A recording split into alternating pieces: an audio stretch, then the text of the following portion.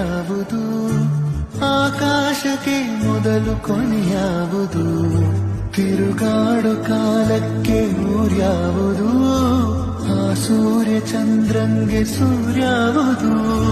ಭರವಸೆಯು ಬೆನ್ನಿಂದೆ ಬೆರಗೊಂದೆ ಕಣ್ಮುಂದೆ ಹೆಗಲೇರಿದೆ ನಾಳೆ.